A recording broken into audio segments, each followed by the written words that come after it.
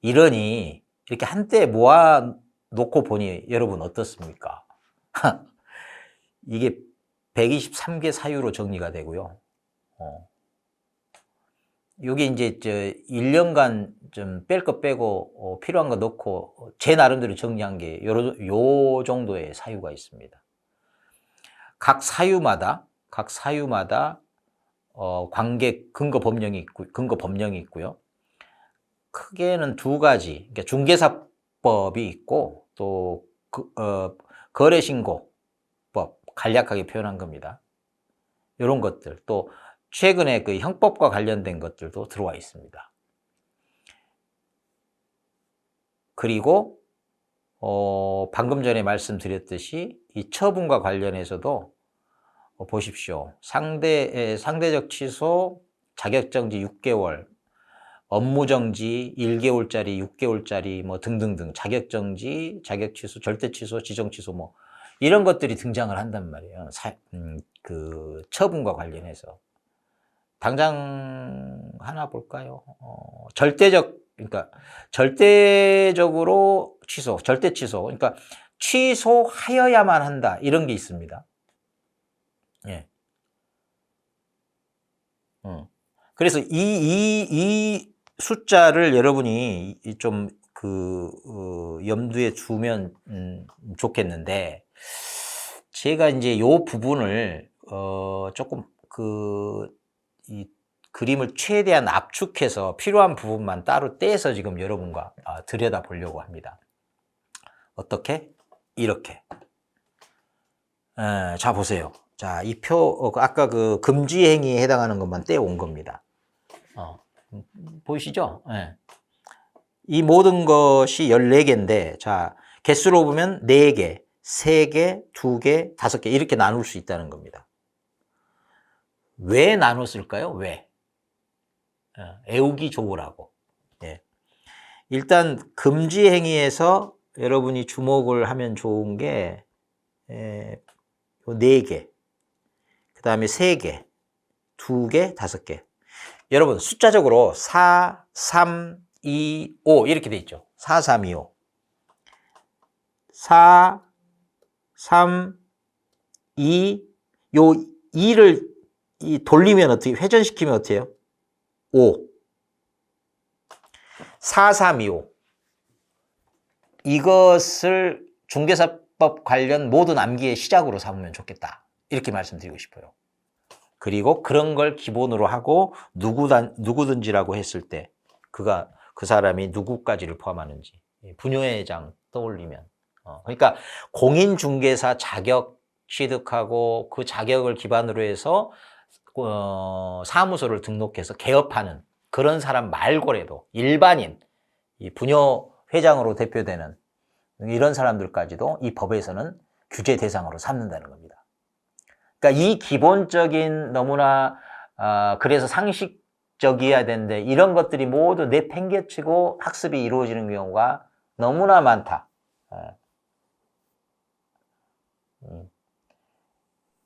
제발 당부드립니다. 지금 가장 시작점에서 가장 중요하고 애절한 호소를 하는 겁니다. 누구를 위해서? 여러분을 위해서. 예. 그리고 이제 매매가 성사가 되면, 거래가 성사가 되면, 또는 임대차가 성사가 되면, 이게, 계약서 이전에 뭔가 설명을 해 줘야 됩니다. 의뢰인에게. 그게 이제 법적으로 또 의무화 돼 있고, 설명해야 될 것들이 정해져 있습니다. 그게 이제 지금 여러분 보고 계시는 이 중개대상물 확인설명서라고 하는 거예요. 이 확인설명서의 종류가 4가지씩이나 있는 거 알고 계시죠? 일단 주거용이 있고, 주택, 그다음 비주거용, 그리고 저기 임목, 그 다음에 광업공업재단까지. 그 앞에 이제 토지가 있죠. 이 4가지가 있다는 것 자체부터 여러분, 들어는 보셨습니까? 최소 한 번 그 시험을 보고도 그것조차, 낯선 내용이다라고 하면, 그래서 이 시험에 실패하신 겁니다. 크게 잡으셔야 됩니다. 거래계약서 쓰기 전에 확인 설명서가 필요하고요. 이 확인 설명서에 정해진 항목들이 있다. 반드시 확인 설명해야 한다. 그러지 않으면 의무이기 때문에 법적 제재가 들어간다. 공인중개사법 시행규칙 가면 별지 제20호 서식으로 되어 있죠. 개정은 2024년도 7월 2일에 이루어졌다고 되어 있네요. 이게 그 주거용이죠, 주거용. 1번부터 4번, 1번부터 4번까지가 있고 주거용인데, 어떤 확인 설명을 하려면 참조해야 될 자료들이 있을 거 아닙니까? 그 확인 설명 근거 자료, 이런 것들이 뭘 활용했는지, 이런 게 나오고, 그 다음에 그 뭐 필요해서 집주인한테나 뭐 요구했던 사항이 있으면 여기 적게 돼 있고, 그리고 이제 유의사항이라고 해서 제시가 돼 있고, 이 확인 설명할 의무가 있다라는 거 적시해 뒀고, 그리고 가격 신고할 때는 실제, 예, 실제 거래가액, 취득 당시의 실제 거래가액으로 이렇게 계산할 양도할 때 할 수 있으니까 유의하라. 뭐 다운 계약서라는 거 들어보시기도 했잖아요. 뭐 그런 거 쓰지 말라는 거죠. 있는 그대로 사실, 실제 거래가격을 신고. 다른 건요, 여러분이 문자 해독 능력만 있으면 읽으시면 읽힐 거예요. 그런데 제가 오늘 여러분에게 도움을 드리고 싶은 것은 바로 이 부분입니다. 이 부분. 자, 이 부분 보이십니까? 토지, 아까 토지 이용 계획 등등등. 예. 요 부분에 대해서 작성 방법을 설명한 건데, 여러분 이거 지금 한번 읽어 보세요. 자, 요 항목, 요 사항, 예? 요거 있었죠. 건폐율, 용적률. 요건 어쩌라고요? 시군 조례에 따라 적으랍니다. 거기 있는 대로 적으랍니다. 따라 적고. 그 다음에 여기 나옵니다. 도시군 계획 시설, 지구 단위 계획구역, 그 밖에 도시군 관리 계획 이렇게 나오네요. 여러분 이거 읽힙니까? 이거 전부 공법에서 나오는 겁니다. 관리 계획이 뭔지. 그러기 전에 여기 도시군 계획 시설 뭔지. 아니 그러기 전에 도시군 계획 알으셔야 되죠. 도시군 계획은 왜 도시군 계획이에요? 이런 공법적인 것들이 지금 떠오르면서 뭐가 느낌이 이렇게 따라 나와야 하는 건데, 이 공법 공부를 제대로 된 방법으로 하지 않으면 이게 어렵습니다. 공법 관련 제 영상을 올려놓은 것 정도는 좀 보세요. 그러면 이런 대목에서 좀 굉장히 생산력 있게 활용을 할 수가 있습니다. 여러분 국가법령정보센터 익숙하신 분 익숙하실 거고, 아마 굉장히 낯선 분들은 낯설 겁니다. 이게 어떤 분들은 애용을 하시지만 어떤 분들은 전혀 뭐 활용 이유를 모르고 그러는 분들이 많습니다. 이 공인중개사 자격 취득을 위해서 공부를 하시는데, 이 국가법령정보센터를 활용하지 않는다고 하는 것은 아무래도 좀 그 정상적인 상황은 아니다. 이 주택에 관해서, 그러니까 부속 토지를 포함한 이 주택의 중개 보수에 대해서 언급이 되고 있죠. 일단은 국토교통 조금 내려볼까요? 이 부분이 되겠네요. 여기에서 다루는 것이 주택인데, 조례. 이게 지금 이렇게 되어 있습니다. 필요한 사항은 국토교통부령으로 정한다. 그리고 그 범위 안에서 시도 조례로 정하고, 주택의 중개 대상물의 중개에 대한 보수는 국토교통부령으로 정한다. 이렇게 되어 있습니다. 그러니까 조례에 국토교통부 0이 있고요. 그다음에 특별시, 광역시, 특별자치도, 음, 시도라고 하면 이 세 곳을 말한다. 이렇게 이하 조문에서 그렇다는 겁니다. 그리고 조례가 이제 있는데 조례 뭐 이렇게 강원 자치도 조례들이 이제 이렇게 있습니다. 근데 도교통부 영으로 들어가면 이제 여기에 이제 시행 규칙이 있고 여기 이제 별표를 클릭하면 이런 표가 나옵니다. 보시면 이렇게 돼 있죠. 중개보수 상한요율 여러 가지 매매가 있고 보안이 있고 그리고 임대차가 있고요. 시행규칙 별표 1 주택입니다. 주택.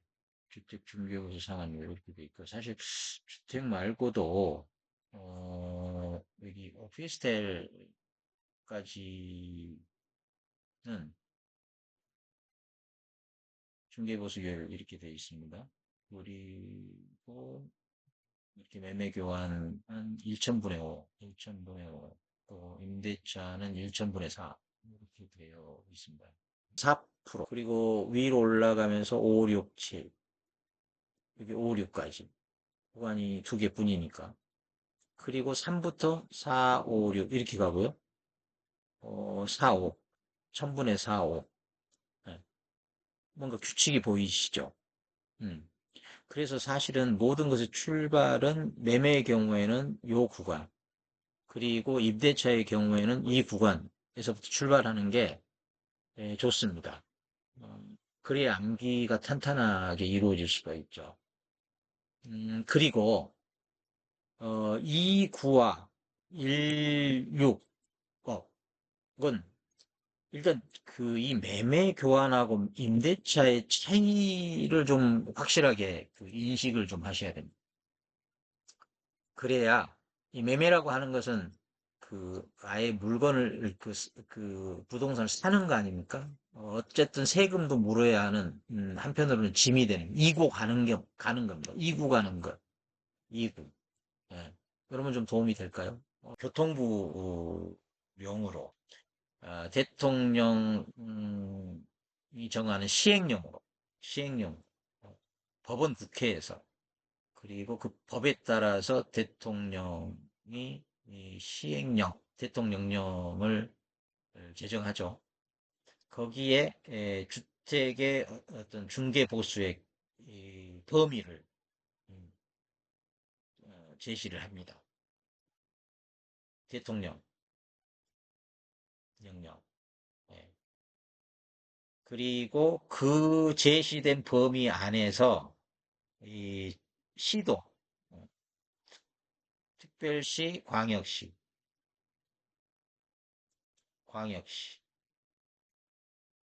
그리고 도까지 이 시도 조례라는 게 있어요. 조례. 여기서 대통령이 정하는 범위 안에 다시 정하게 되면 그 지역의 특성을 고려해서 조례를 통해 확정을 하게 됩니다. 예. 주택 외의 것은 이렇게까지 이 단계를 거치지 않고 그냥 그 대통령령으로 정해지면 그 범위 안에서 중개보수에 대한 협의가 이루어지면 됩니다. 누구와 누구 사이에 계약공인 중개사 그리고 의뢰인 중개 의뢰인 사이에 협의를 통해서 이루어지면 됩니다. 협의.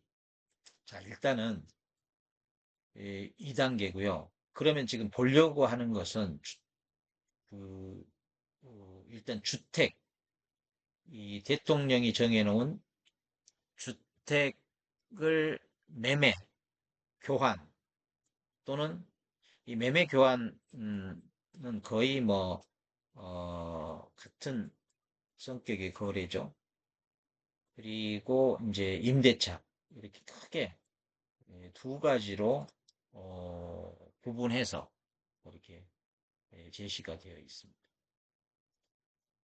그리고 이 매매 교환 그리고 이 임대차의 중개 보수율이 각각 다르기 때문에 우리는 이것을 먼저 구분되어 있다라는 사실부터 인지하셔야 됩니다.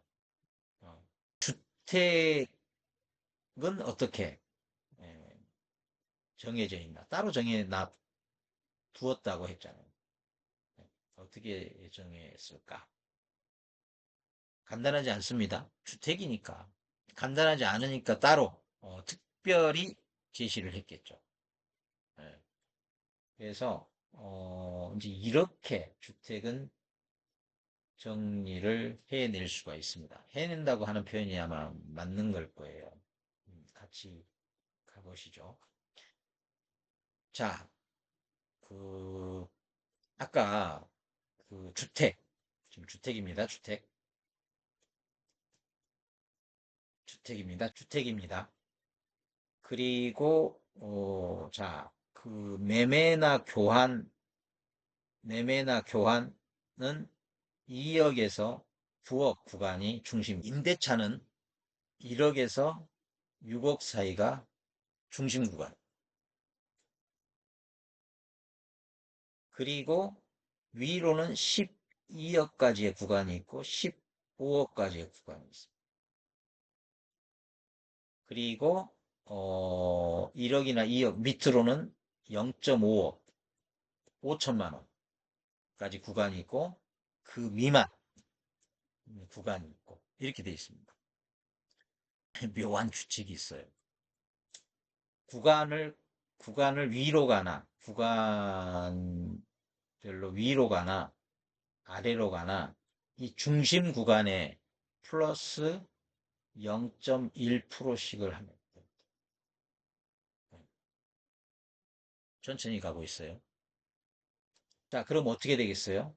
이제 매매나 교환 쪽부터 보면 이게 이제 이게 9억부터 12억까지는 0.5, 그 다음에 15억까지는 0.6, 15억을 넘어가면 0.7 이렇게 됩니다.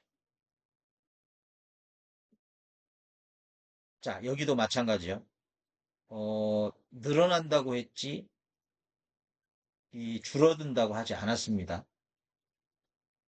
그래서 이제 2억 밑으로 5천까지. 예, 그거는 또 0.5. 5천 미만으로 떨어지면 0.6까지. 자, 그러면 임대차 쪽은 어떻게 되느냐? 출발이 다를 뿐.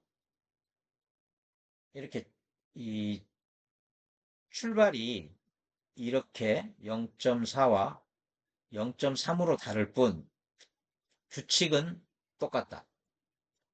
중개 보수가 굉장히 이 암기의 난이도로 치면 굉장히 높습니다. 이거 1년 지나고도 사실은 요 중심 구간 머릿속에 확실히 담고 계신 분조차도 찾아보기 힘듭니다. 그러니까 중심 구간 매매와 교환은 2억, 9억 사이가 중심 구간이다. 그리고 이 0.4 임대차는요.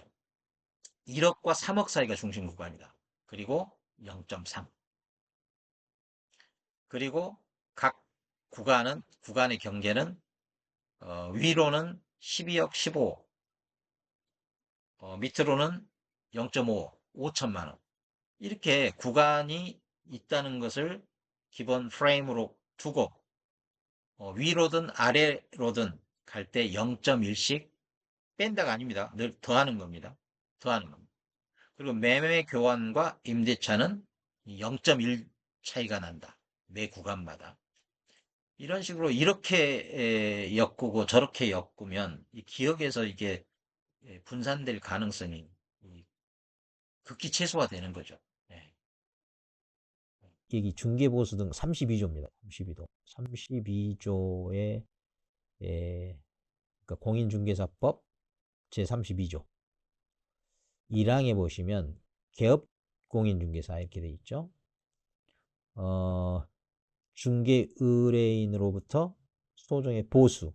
요게 이제 중개보수가 되겠죠. 받는다를 받는다. 다만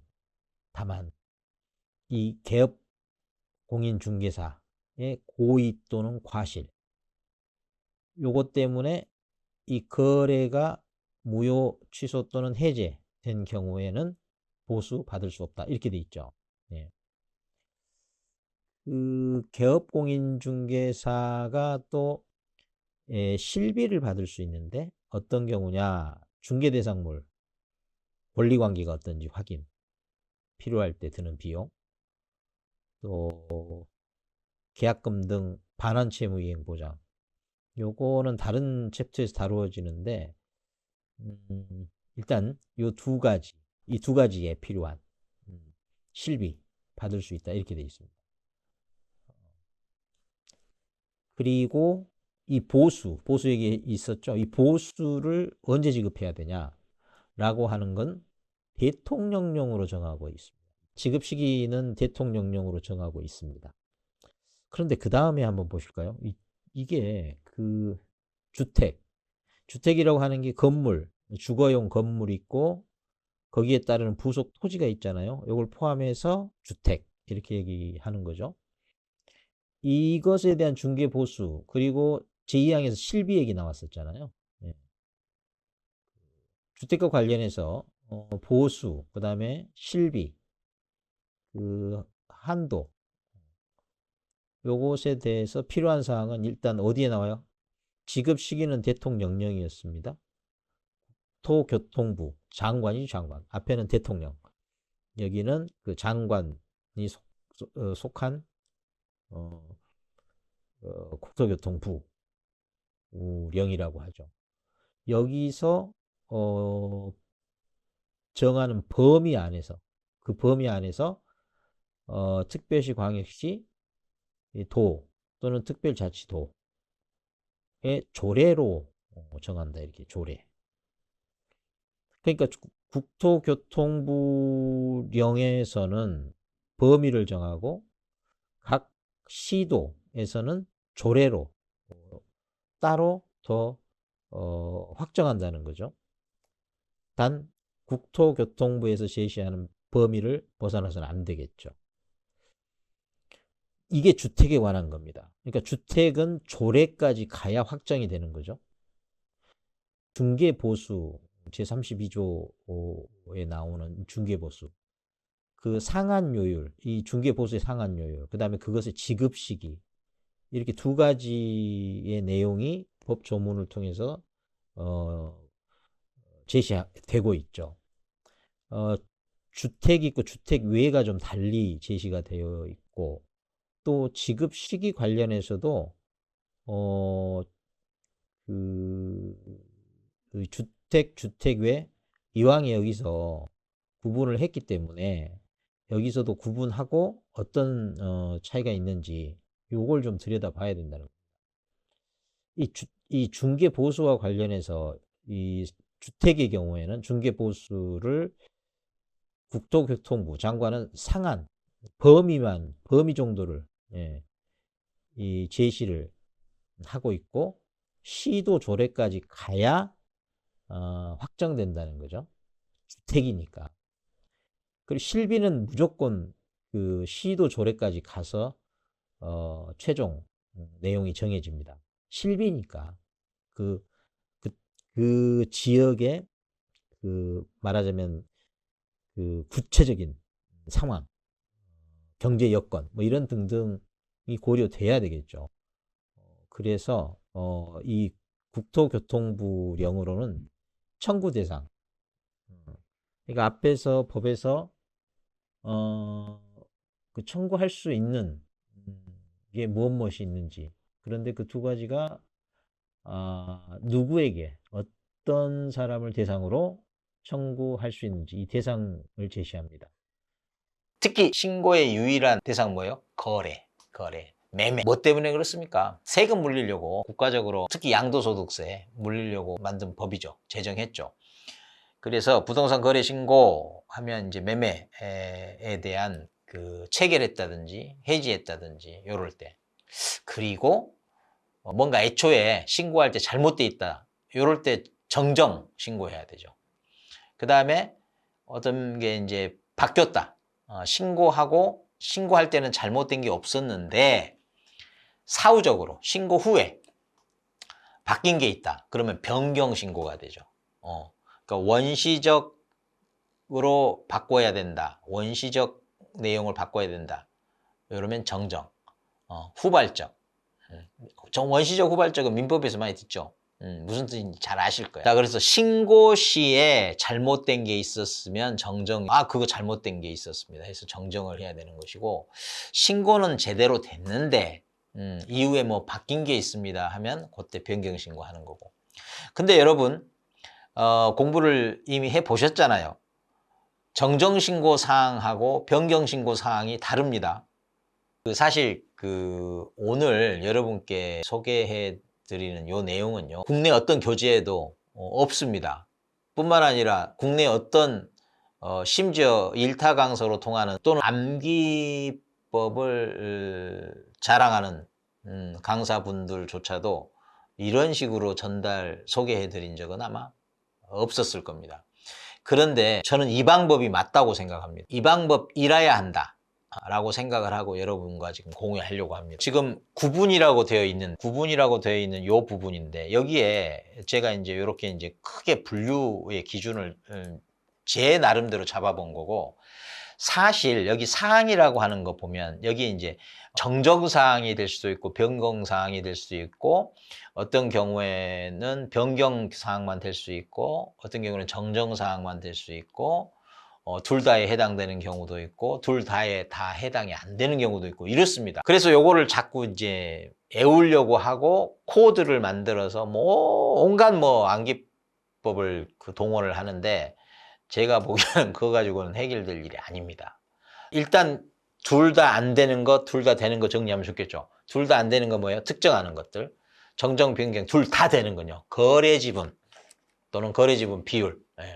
이렇게.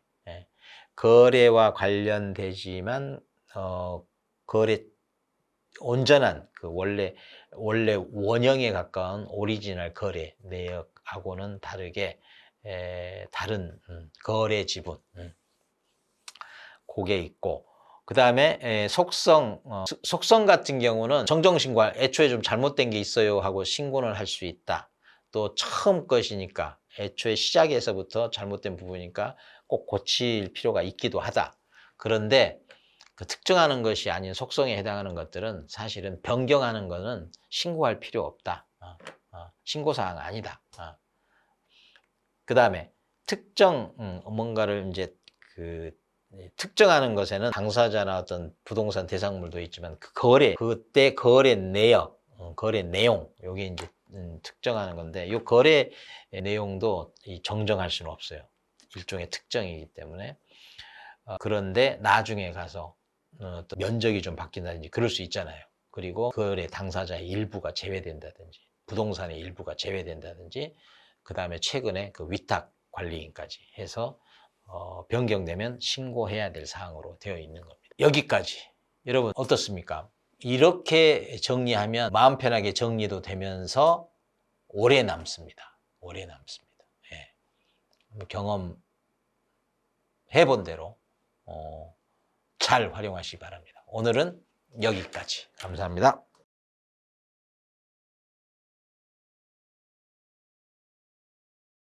주택임대차보호법이나 상가임대차보호법은 민법에도 나오고, 이게 지금 공인중개사법에서도 뒤에 중개실무에서 다루기 때문에 이게 지금 두 곳에 걸쳐 있어서 좋기도 하고 난감하기도 하고 그렇습니다. 그래서 양쪽을 아우를 수 있는 방식으로 학습을 해내야 되는데, 제가 오늘 여러분과 공유하고 싶은 것은 이 주택임대차든 상가임대차든 사실은 최근 시험에서 그 법정갱신과 관련해서 그게 근원적으로 어떤 의미를 갖는지 그걸 모르면 풀 수 없는 문제가 드디어 나와버렸습니다. 암기만으로 대처 가능한 그런 문제가 아니라 가장 본질적인 수준에서, 근원적인 수준에서 이해를 하고 있는지를 묻는 게 나와버렸죠. 지금 이 법정갱신과 관련해 가지고 그 법정갱신이 되느냐 마느냐 그 여부와 관련해서 임대인의 어떤 조건, 그다음에 임차인 편에서의 조건, 이런 것들이 있을 때 법정갱신이 된다 이렇게 돼 있거든요. 그 조건이 그렇고 그 여부와 관련된 그 임대인과 임차인의 조건이 뭐냐, 또 그 계약 안에 그 조건이라고 하는 것들이 있고 존속 기간이 있습니다. 그 조건과 관련해서 법정갱신이 되면 어떻게 되느냐, 뭐 이런 문제. 그 존속 기간은 또 어떻게 되고, 또 법정갱신이 됐더라도 소멸 통고, 해지 통고라는 것이 있잖아요. 통고하면 어떻게 되는지, 계약을 해지하고 싶다 이렇게 통고를 하면 그 이후에 어떻게 진행이 되는지 이런 것과 관련된 게 이제 법정갱신이죠. 주택임대차 먼저 보면, 자, 이 임대인 입장에서 자, 이 부분은 언제, 그러니까 그 존속 기간이 만료되기 전 6월에서 2월 사이, 요 사이에 임대인이 이제 계약을 갱신하고 싶지 않다, 또는 갱신한다 하더라도 조건을 좀 변경을 해야 되겠다라는 식의 언급이 있어야, 통지가 있어야 되는 겁니다. 그 통지가 없으면 어떻게 된다고요? 법적으로 자동 갱신, 법적 갱신이라고 그러죠. 그리고 또 그 임차인의 입장에서 언제부터 시작은 없어요. 그냥 그 만료되기 전 2개월 전까지 너의 의사를 밝혀라. 그러니까 입 닫고 있으면 가는 거야 이겁니다. 여기 상가 임대차 보호법은요, 통지 관련 규정이 없어요. 여기 주택임대차보호법은 빌린 사람 너도 나갈 거면 2달 전까지는 얘기를 해야 돼, 이렇게 이제 법은 명령하고 있는데, 상가 임대차 보호법은요 말하라는 게 없어요. 나갈 거면 말하라, 이게 주택임대차 보호법인데, 상가 임대차 보호법은 나갈 거면 언제까지 얘기해, 이게 없는 거예요. 여기 중요한 대목입니다. 나갈 거면 언제까지 말해야 돼라고 하는 규정이 없다. 이게 무슨 뜻일까요? 언제라도 나가도 돼. 말 안 해도 돼. 말 안 해도 언제든지 너 나갈 수 있어.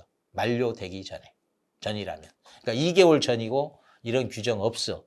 그러니까 만료되기 전 언제라도 얘기하면 그냥 나가면 돼. 굿바이 하고 나가면 돼.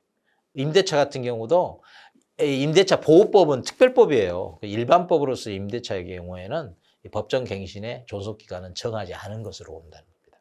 그런데 보호법으로, 특별법으로 넘어오면 어떻게 돼요? 특별법 우선인데 이 우선되는 특별법에서는 2년 이렇게 고정시켰다는 거죠.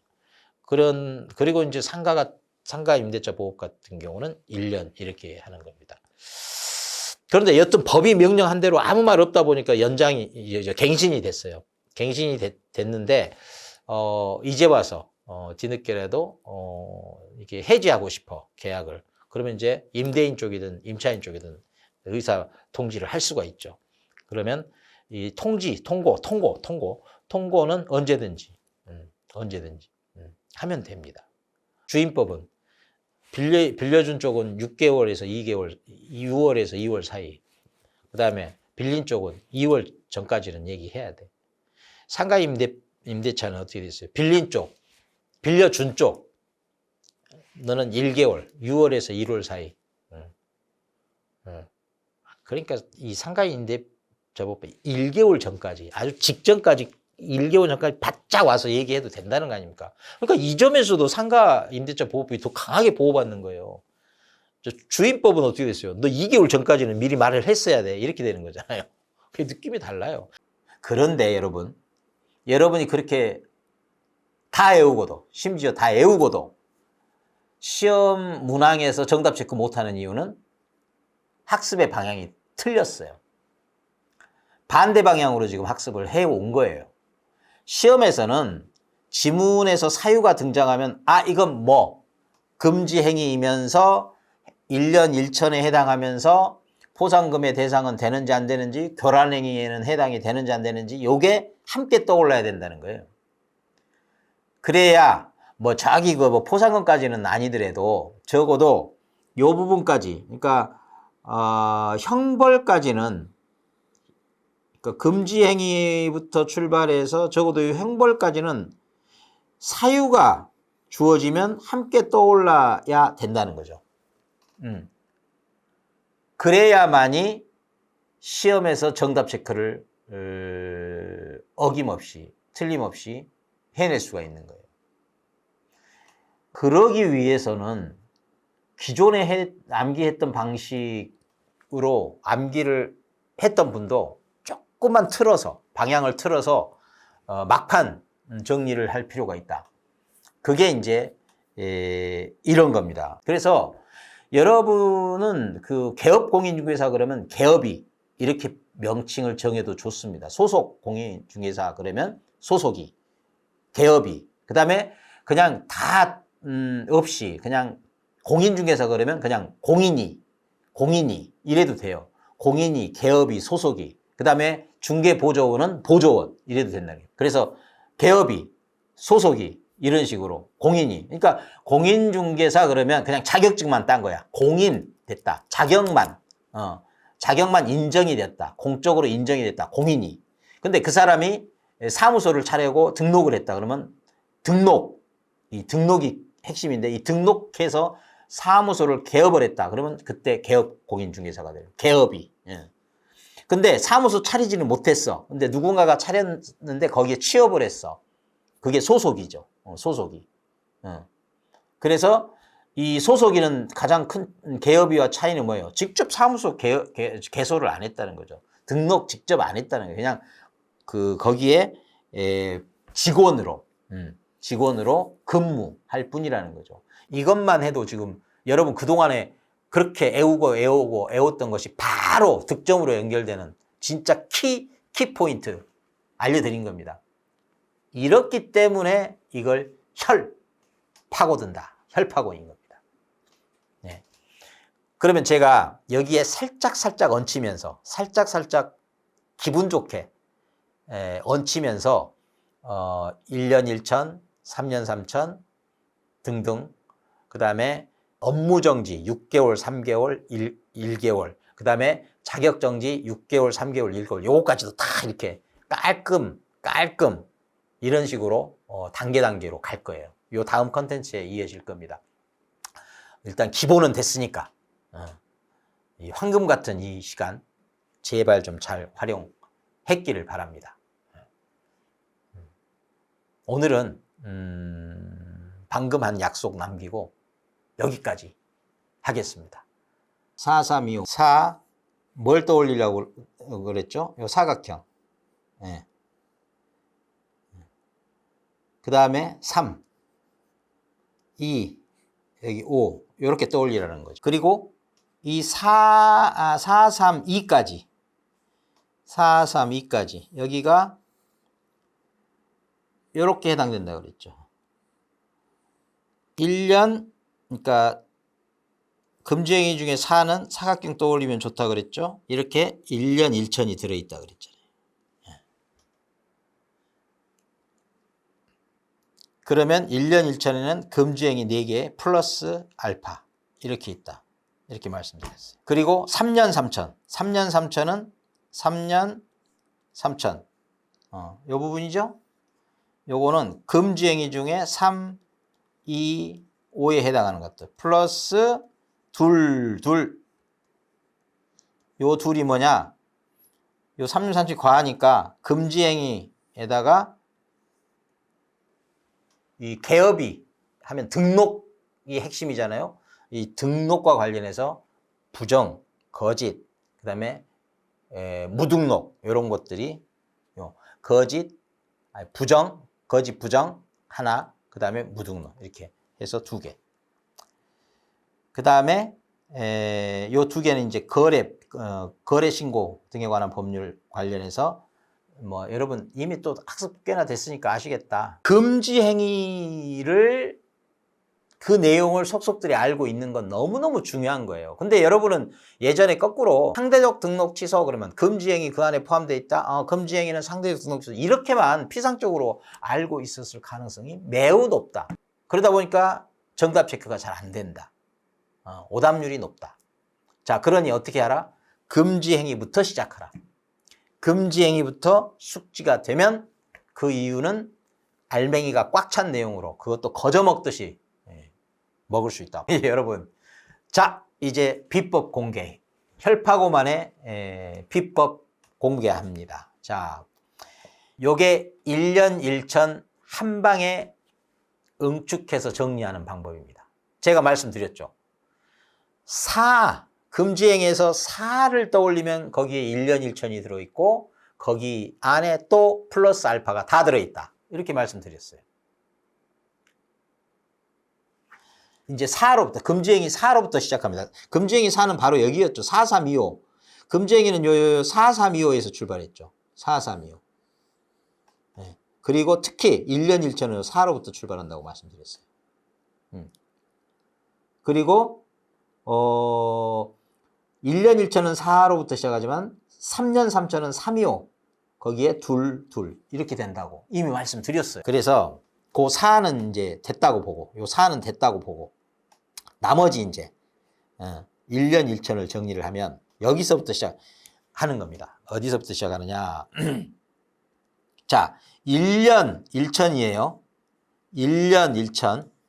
그래서 요 1년 1천을 완성을 하면 사각형을 완성을 할 수 있고, 요게 이제 금지행위를 담고 있어요. 금지행위. 여러분, 금지행위의 4, 3, 2, 5 중에 올 누구든지 해당되는 거 말고 그 개업이 등을 상대로 하는 그 사유들이 있었잖아요. 대상으로 하는 사유가. 그게 뭐예요? 형벌과 이어지기 전에 1년 1천이나 3, 3천하고 이어지기 전에 행정처분과 관련해서 상대적 등록 취소 또는 업무정지 6개월 또는 자격정지 6개월. 요거 말씀드렸죠. 소속이한테는 자격정지 6개월이지만 개업이가 취소당할 등록을 사무소 개소한 거를 취소당할 수 있단 말이에요. 그러던가 아니면 좀 봐줘서 조금 약하게 뭐 고의성이 없다든지 상습성이 없다든지 이러면 업무정지 6개월 쉬어. 그럼 그 정도면 되겠어. 반성이 되겠어. 이런 경우가 있단 말이에요. 상대적 등록 취소라는 거 그 내용상 왔다 갔다 하는 거예요. 그리고 사실 이런 것들을 한 덩어리로 깨고 있으면 자유롭게 내 마음속에서 평화롭게 자유롭게 거니는 듯 그렇게 떠올릴 수 있으면 여타의 공부에도 무지 도움이 됩니다. 이게 지금 절대적 등록 취소밖에 안 되는, 그냥 단호하게 예외가 없어. 그러니까 취소 이런 것과 관련해서도 그 숫자가 나와요.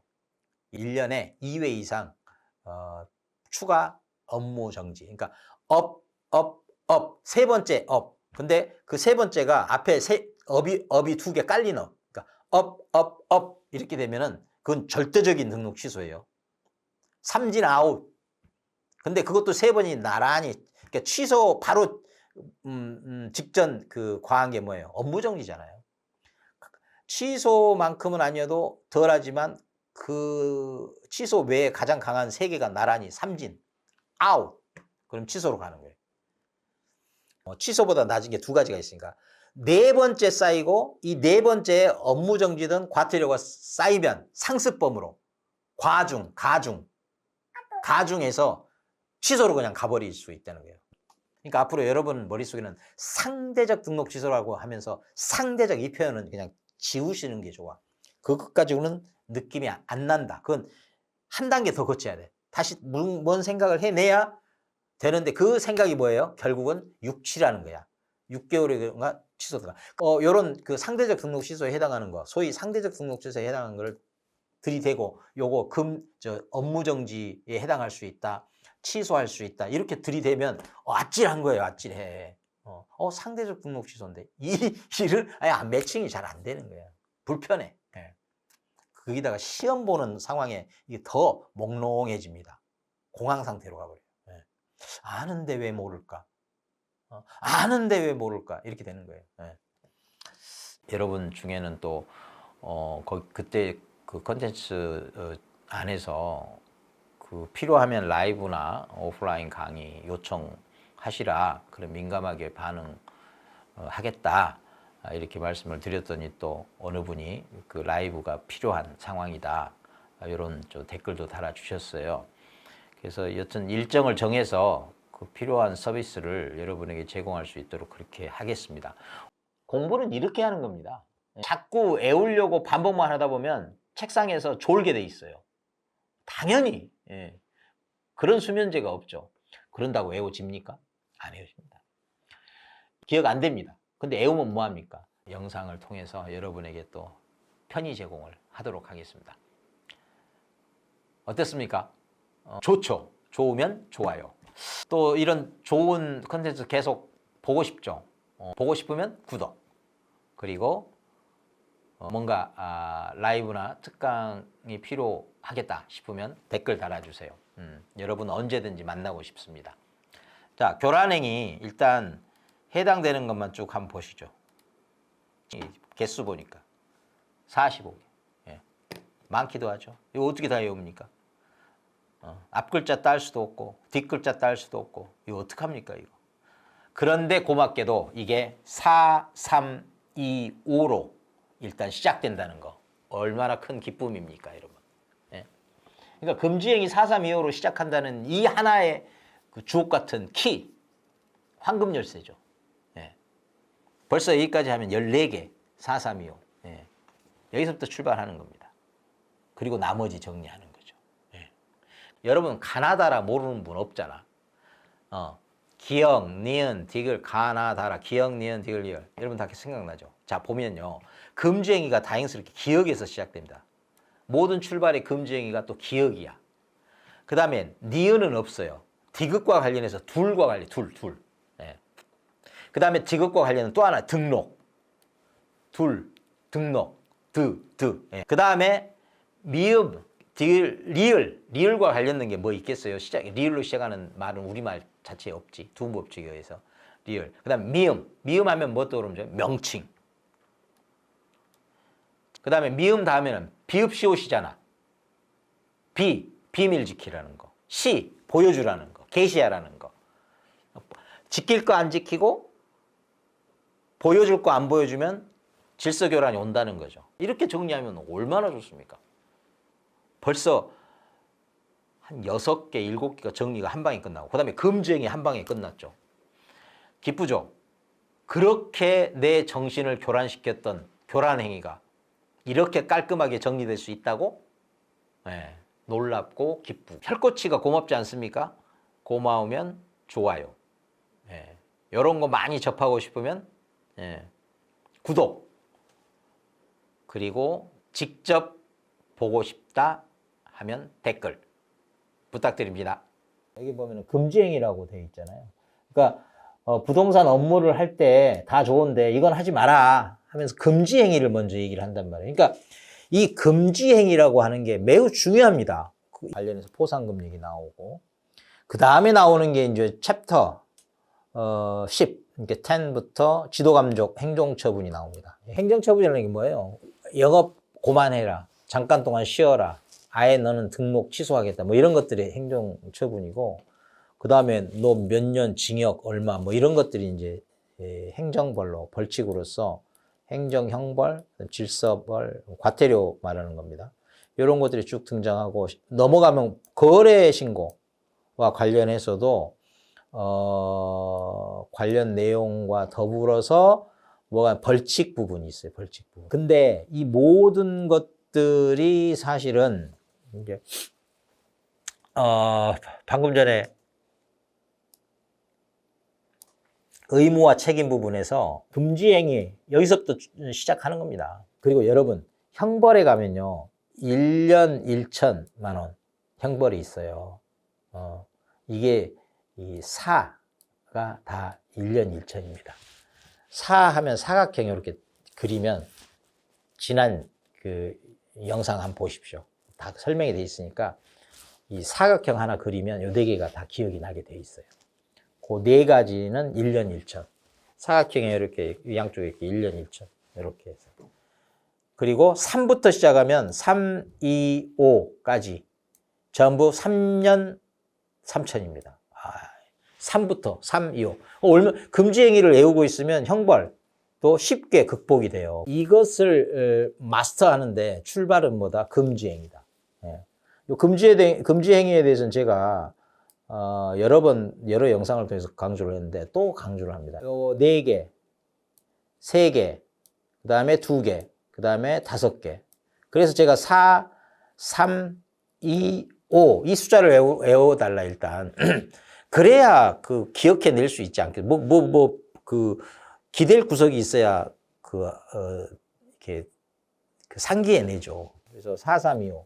그래서 이 금지 행위와 관련해서는 다른 영상에서 설명을 드렸어요. 4, 3, 2, 5.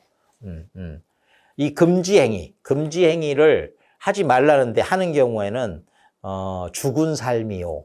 공인중개사로서는 죽은 삶이요. 그래서 죽을 사자, 삶이요, 삶이요. 이렇게 외우는 것도 한 가지 방법이라고 했고, 도움이 된다면 활용을 하십시오. 금지행위가 하지 말라는 선을 넘어서는 거잖아요. 6개월, 그러니까 올라가면 취소, 내려오면 6개월. 그러니까 이 선, 6이라는 게 있어요. 그리고 6 초과해서 바로 나오는 게 7이라는 게 있어요. 7. 이 7이 뭐와 관계가 되냐면은, 전속, 개업공인중개사 전속, 계약을 하는, 경우가 있죠. 그 경우에 그 정보를 공개하게 돼 있어요. 그리고 그 날짜가 7일 이내에 하게 돼 있습니다. 그러니까 그러니까 선이 있고, 금지행위. 요게 이제 좀 심하면 넘어서서, 취소가 되고, 안 되면 6개월. 근데 7이라는 게 지금 6 바로 넘어서는 숫자입니까? 그러니까 요런 느낌으로, 요거, 취소할 수도 있고, 6개월 업무 정지일 수도 있다. 요렇게 7이라는 것 때문에 연상하시면 좋겠죠.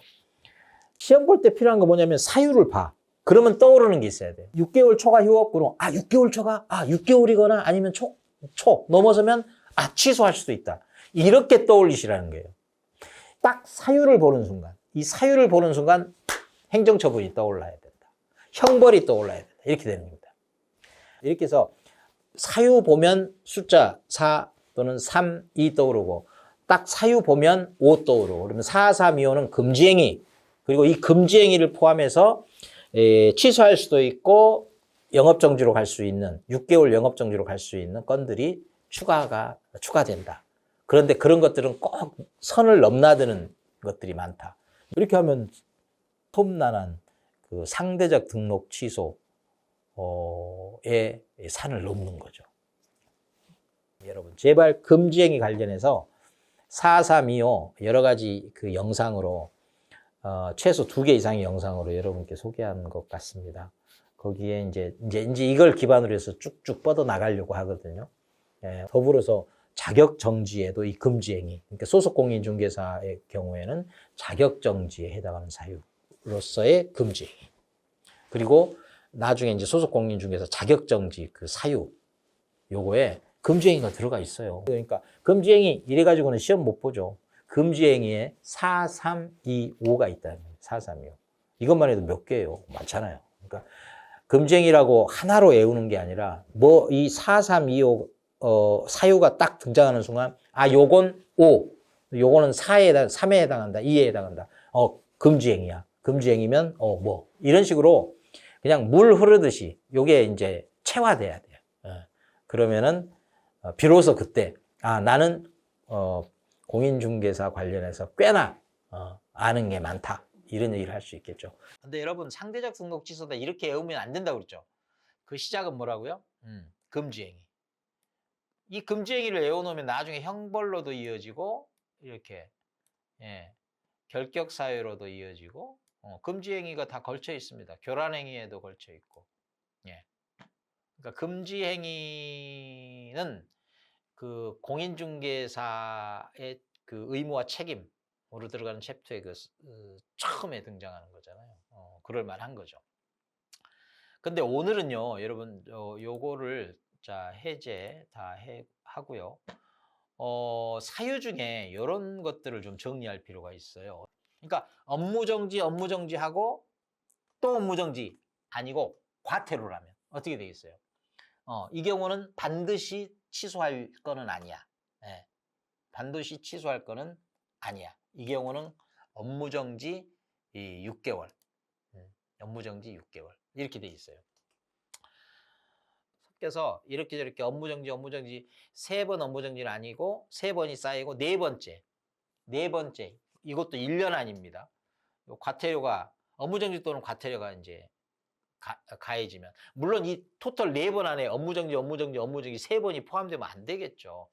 그러면 이미 취소되었어야 하죠. 요즘 놓치지 마십시오. 이제 그러지 않는 한에서 세 번, 네 번까지 쌓였을 때, 네 번까지 쌓였을 때, 그때는 취소할 수 있다. 취소할 수 있고 아니면 어떻게 되겠어요? 그 누적이라는 그 상습적이라는 점. 그래서 누적 관리하는 차원에서 그 과태료를 말하자면 관청이 등록 관청이 신고 관청이 등록 관청이죠. 등록 관청이 이 과태료를 더 과하게 등록 업무 정지로 이제 전환해서 부과를 해버리면 더 과하게 부과를 해버리면 어떻게 돼요? 업무 정지 그리고 만약에 업무 정지로 전환을 해서 부과를 해버리면 결국은 어떻게 돼요? 업무 정지 3번이 돼버리죠. 그렇게 해서 하면 어떻게 돼요? 등록을 취소할 수밖에 없죠. 등록 취소하여야 하죠. 그러니까 이 경우까지 따지면서 어디서 들어본 적은 없을 거예요. 공인중개사, 개업 공인중개사, 소속 공인중개사, 그다음에 중개보조인 이런 거. 근데 여러분, 여러분이 왜 자꾸 그 헷갈림이 지속되냐면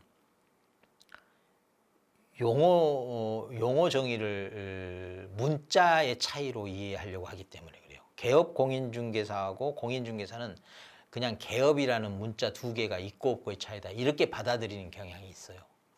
그래서 용어 정의를 할 때 개업 공인중개사는 이렇게 개업이 나오면 이렇게 뭐 이런 식으로. 그러니까 문자의 외형적 차이를 가지고 구분을 하려고 할 때는 여지없이 그 헷갈림의 지속입니다. 그게 아니고요. 그 용어 자체가 비슷해 보이지만 방점을 찍고 읽어야 될 그 부분이 있어요. 저는 이제 이런 종류의 학습 코치를 하고자 하는 겁니다. 그러니까 잠은 몇 시간 자라, 최소 어떻게 하라, 이런 시험장에는 뭘 들고 가라, 뭘 들고 가지 마라, 이런 종류의 말고요.